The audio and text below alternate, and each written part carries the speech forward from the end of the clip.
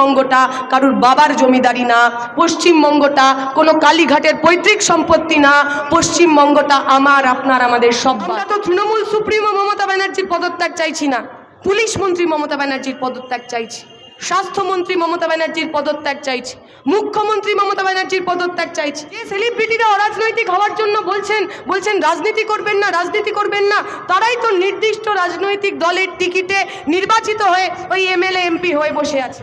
আমার খালি দু তিনটে কথা বল। আপনারা দেখেছেন গতকাল যে ডার্বি ম্যাচ যা ক্যান্সেল হয়েছে, সেই ক্যান্সেলেশনের প্রতিবাদ ইস্টবেঙ্গল, মোহনবাগান এবং মোহামেডানের সাধারণ সমর্থকরা রাস্তায় নেমেছে। গতকাল বিভিন্নভাবে যারা আমরা এই ডাকের সমর্থনে ছিলাম তাদেরকে হেনস্থা করা হয়েছে, বাড়িতে কয়েকশো বার পুলিশ গেছে, ফোন করেছে এবং একটাই কথা বলা হয়েছে যে এই অনুষ্ঠানে আপনারা আসবেন না।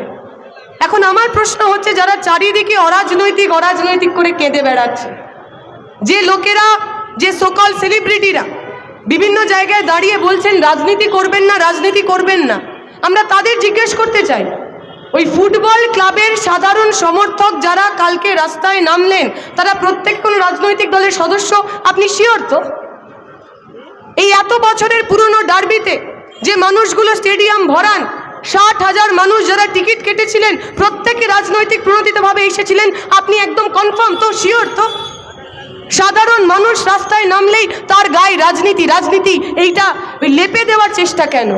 আর কারা অরাজনৈতিক হওয়ার কথা বলছেন? যে সেলিব্রিটিরা অরাজনৈতিক হওয়ার কথা বলছেন তারাই তো 21শে জুলাইয়ের মঞ্চ ভরিয়ে থাকেন। যে সেলিব্রিটিরা অরাজনৈতিক হওয়ার জন্য বলছেন রাজনীতি করবেন না, রাজনীতি করবেন না, তারাই তো নির্দিষ্ট রাজনৈতিক দলের টিকিটে নির্বাচিত হয়ে ওই এমএলএ এমপি হয়ে বসে আছে। কারা বলছেন রাজনীতি করবেন না? যারা রাজনীতি করছেন তারা। আমরা তো বলছি আমরা রাজনীতি করছি না। একটি মেয়ের খুন হয়েছে, ধর্ষণ হয়েছে, আমরা তো তৃণমূল সুপ্রিমো মমতা ব্যানার্জির পদত্যাগ চাইছি না, পুলিশ মন্ত্রী মমতা ব্যানার্জির পদত্যাগ চাইছি, স্বাস্থ্যমন্ত্রী মমতা ব্যানার্জির পদত্যাগ চাইছি, মুখ্যমন্ত্রী মমতা ব্যানার্জির পদত্যাগ চাইছি।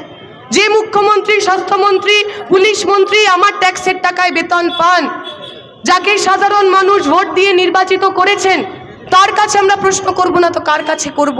অ্যাকাউন্টেবিলিটি থাকবে না। আমাদের ভোটে জিতবেন, নীলবাতি লালবাতি লাগানো গাড়িতে ঘুরবেন, আর আমাদের কথার উত্তর দেবেন না, চলবে না তো।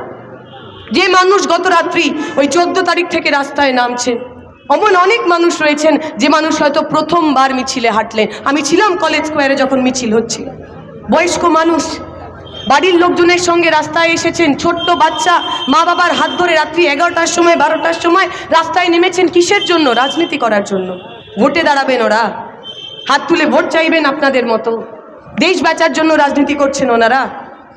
পকেটে অনেক টাকা পাবেন, ভাতা পাবেন, অমুকশ্রী পাবেন, তাই জন্য রাস্তায় নেমেছেন না তো। ওই ছোট্ট মেয়েটা, ওই 29 বছরের মেয়েটা যার খুন হয়ে যাওয়া, ধর্ষিত হয়ে যাওয়া ছবিটা আমরা রাত্রিবেলা ঘুমাতে যাওয়ার সময় ভুলতে পারছিলাম না। ওই মেয়েটার মুখের দিকে তাকিয়ে ওরা রাস্তায় নেমেছে। ওই যে ছোট্ট 8 বছরের মেয়েটা প্ল্যাকার্ড নিয়ে দাঁড়িয়েছিল, আমি সুরক্ষিত থাকবো কিনা, বড় হয়ে আমি সুরক্ষিত থাকতে পারবো কিনা, ওই মেয়েটার জন্য রাস্তায় নেমেছে। সবাইকে শত্রু বানাচ্ছেন আপনারা। ফুটবল ক্লাবের সমর্থকরা শত্রু, সাধারণ ডাক্তারবাবুরা শত্রু, আইনজীবীরা শত্রু, ছাত্রছাত্রীরা তো প্রথম দিন থেকেই আপনার শত্রুর তালিকায় ছিলেন। আমরা খালি এটুকু বলে দিতে চাই, সমস্ত স্বৈরাচারীর যখন সময় ফুরিয়ে আসে তারা তখন ওই শত্রুর ভূত দেখতে শুরু করে। যেদিকে তাকায়, যেদিকে মানুষ প্রশ্ন করে, তাদেরকেই সেই শত্রু বানিয়ে দেয়।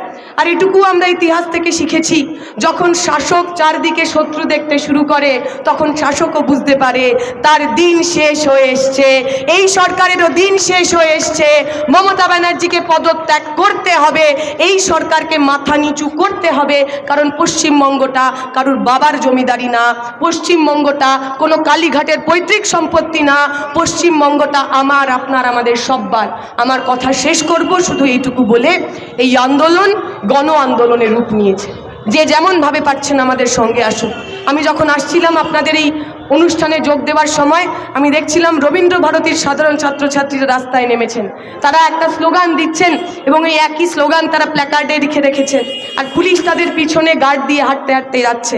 তাদের লেখা আছে যে পুলিশের বাড়িতেও তো মেয়েটি রয়েছে, পুলিশের বাড়ির মেয়েটির নিরাপত্তা দেওয়ার দায়িত্ব পুলিশ বাবু নেবেন কি নেবেন না। যে সাধারণ পুলিশরা আমাদের কথা শুনতে পাচ্ছেন, আমি আপনাদেরও বলবো, আপনাদের সঙ্গে আমাদের কোনো পারিবারিক দুশ্মনী নেই। আমরা মনে করি আপনার ডিএর দাবিতে আপনি যখন রাস্তায় নামবেন আমরাও আপনার সঙ্গে থাকব। আসুন এই পশ্চিমবঙ্গকে বাঁচাই। আপনার বাড়ির ছোট্ট মেয়েটার অবস্থা যাতে আরজি করের মধ্যম গ্রামের উনাবের হাতরাসের মেয়েটার মতো না হয়, আমাদের সঙ্গে থাকুন। এই সরকারকে প্রশ্ন করুন, স্বৈরাচারীর শেষ দিন একে ছাড়ুন। আসুন এই গণ আন্দোলনে, এই জন আন্দোলনে আমরা একে অপরের হাত ধরে থাকি। এটুকু বলে আমার কথা শেষ করব। শুকরিয়া। ইনকিলাব জিন্দাবাদ।